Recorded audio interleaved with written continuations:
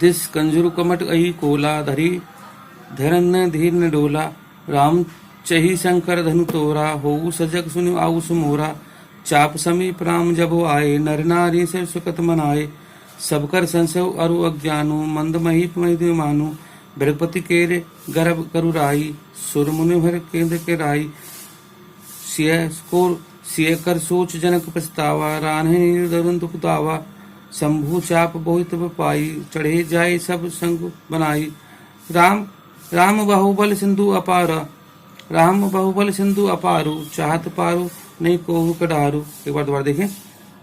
तिस कंजरु कमिट कही कोला धरिन तहन ने दीज ने डोला राम चही शंकर दिव तोरा हो सजग सुन आयुष मोरा चाप समीप राम जब आए नर नारी से सुकत मनाए सबका संसव अरु अज्ञानु मंद मही पर अभिमानु बृहपति केर गर्भ गर्भराई सुर मनुभर केर कदराई सिय कर सोच जनक पछतावा रानी ने दारुण सब दुख दावा शंभु चाप बहुत पाई चढ़े जाए सब संगु बनाई राम बाहुबल सिंधु अपारा चाहत पारु नहीं को ढारा। इसमें क्या है? दिस कंजर कमिट अही कोला।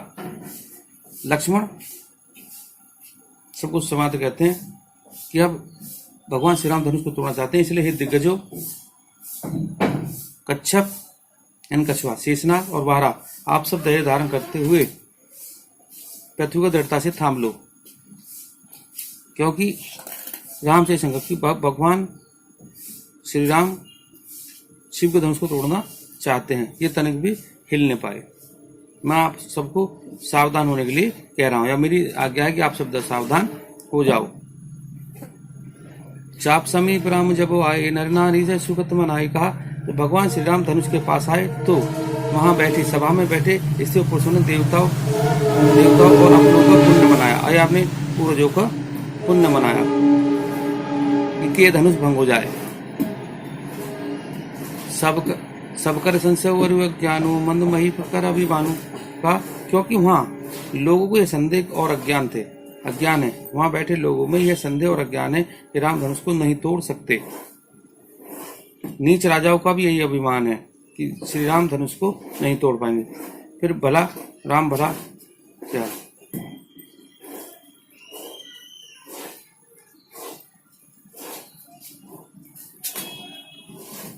बृहपति केर गर्भ कराई। कहा परशुराम का गर्भ की गुरुता, परशुराम के गर्भ की गुरुता अर्थात शिव का धनुष मुनि में कैद करदाई। और कहा देवता और श्रेष्ठ मुनियों की का भय। सिय की सोच जनक पछतावा। कहा सीता जी की सोच और जनक का पछतावा। रानी दारुण दिन दावा। और कहा और रानी का दुख।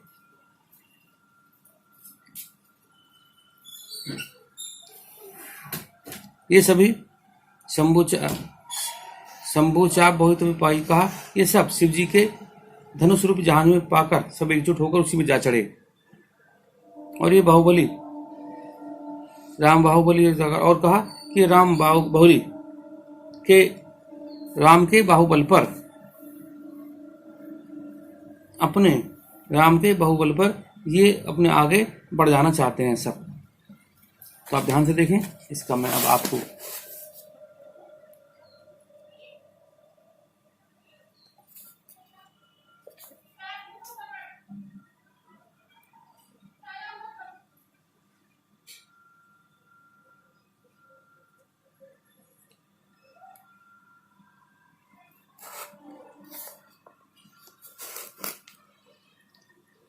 मैंने प्रसंग आपको बता दिया था, नहीं सॉरी, आपको संदर्भ प्रस्तुत गद्यांश हमारी पाठ्य पुस्तक हिंदी के काव्यखंड के धनुषभंग नामक पाठ से लिया गया है। इसके रचयिता तुलसीदास जी हैं। इसके बाद प्रसंग। लक्ष्मण जी धरती को धारण करने वाले कच्छप शेषनाग और बारह को सावधान करते हुए श्री राम शिव धनुष को तोड़ना चाहते हैं, अतः आप सब पृथ्वी को संभल कर रखना। इसी का सुंदर वर्णन प्रस्तुत किया है।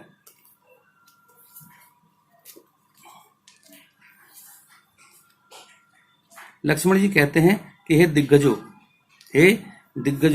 कच्छप, हे शेषनाग, हे वारा, आप सब धैर्य धारण करते हुए पृथ्वी को दृढ़ता से थाम लो, जिससे धनुष भंग होने पर, धनुष टूटने पर यह थोड़ा सा भी ना हिल पाए, या तनिक भी ना हिल पाए।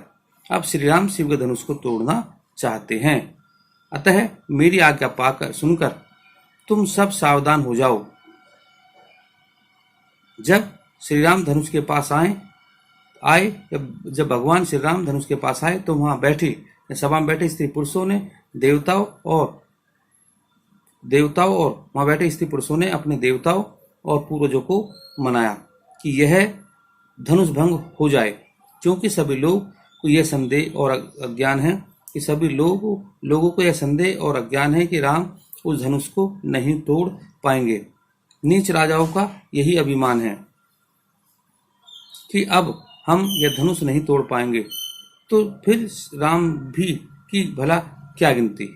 परशुराम का गर्व या गरूरता, देवताओं और श्रेष्ठ मुनियों की भय, सीता जी की सोच, राज जनक का पछतावा और रानियों के दारुण दुख का दावनल, यानी रानियों का दुख, ये सभी शिवजी के धनुष रूपी बड़े जहाज को पाकर, ये शिवजी के बड़े जहाज सभी एकजुट होकर उसमें जा चढ़े और ये श्री राम के बाहुबल रूपी अनंत समुद्र को पार कर जाना चाहते हैं, परंतु उनके पास कोई केवट नहीं है जो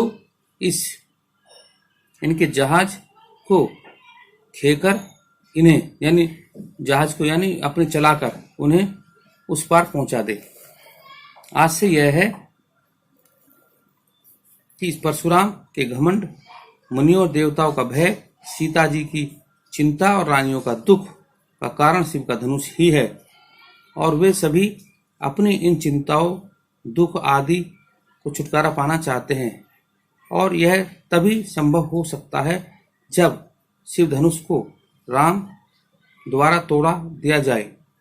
यदि ये सभी लोग श्री राम के अथाह बाहुबल की सीमा को पार कर जाएं, यदि ये सभी श्री राम के अथाह बाहुबल की सीमा को पार कर जाएं, अर्थात उनके बाहुबल की था को जान ले कि उनकी सभी समस्याओं का निराकरण हो जाए, किंतु केवट के रूप में कोई भी ऐसा व्यक्ति इनके पास नहीं है जो श्री राम के बाहुबल की था के विषय में बता सके।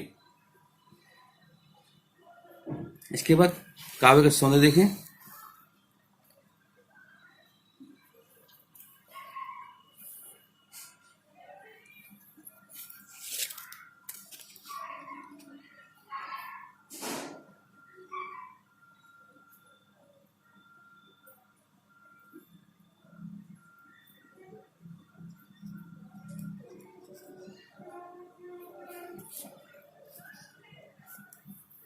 श्री राम के धनुष के समीप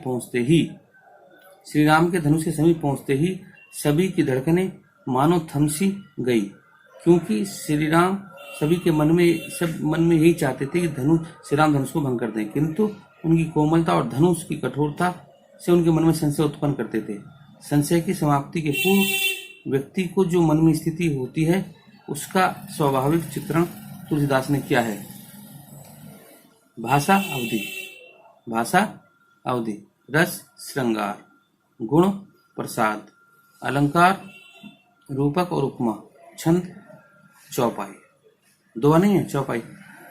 दोबारा देखें। भाषा अवधि, रस श्रृंगार, गुण प्रसाद, अलंकार रूपक और उपमा, और छंद चौपाई। बस आज के लिए इतना ही। यदि आपको मेरे द्वारा पढ़ाया हुआ समझ में आता है, अच्छा लगता है, तो आप मेरे चैनल को सब्सक्राइब करें और बेल आइकन जरूर दबाएं, जिससे मेरी आने वाली सभी नई वीडियो आपको प्राप्त होती रहें।